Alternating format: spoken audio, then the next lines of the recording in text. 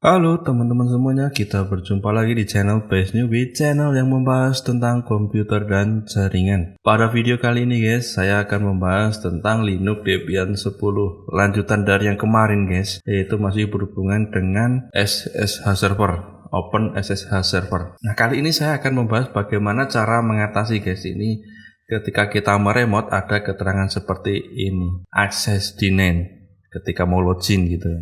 Ini penyebabnya apa, terus bagaimana cara mengatasinya, lalu solusinya gimana gitu ya. Kita akan bahas di video kali ini guys. Jadi teman-teman yang mengalami hal seperti ini, pastikan tonton videonya ya dari awal sampai akhir supaya memperoleh informasi yang lengkap. Oke, langsung saja kita ke tutorialnya ya guys ya. Jadi di sini saya mengalami ini guys seperti ini. Jadi mau login ke Linux Debian server menggunakan OpenSSH server, ada keterangannya access denied, jadi tidak bisa login gitu ya. Mungkin ini juga berlaku untuk sistem operasi lain guys. Jadi semua Linux ya. Jadi nggak hanya Debian saja, mungkin bisa Ubuntu, mungkin bisa juga CentOS atau yang lain gitu ya. Di kasus kali ini saya menggunakan Ubuntu 10 dan tidak bisa login menggunakan SSH ini ya. Ada keterangan access denied. Padahal saya login menggunakan user root. Jadi yang pertama yang perlu kita perhatikan, ternyata gini guys.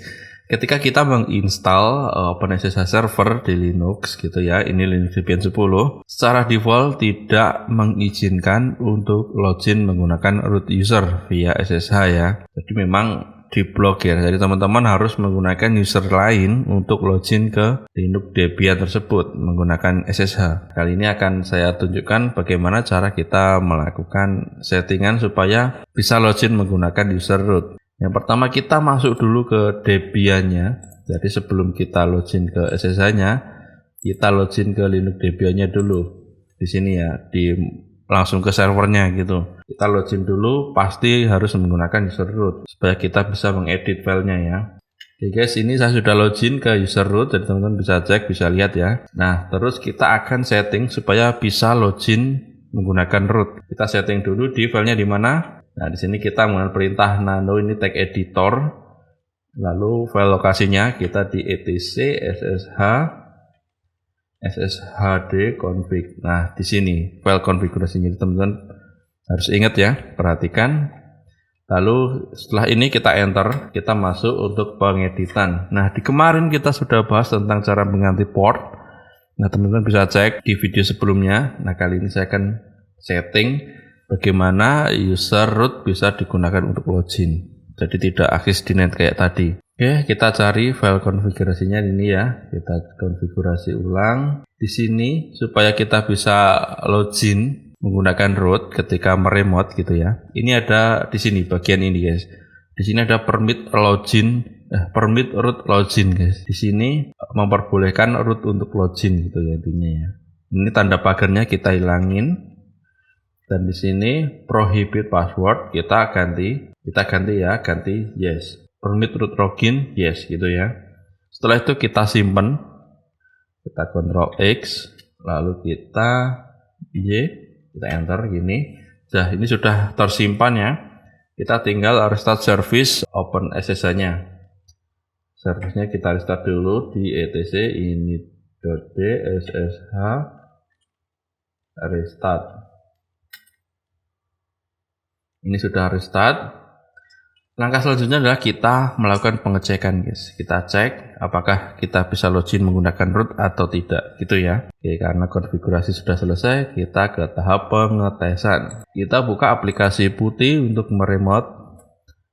Kita masukkan IP address-nya.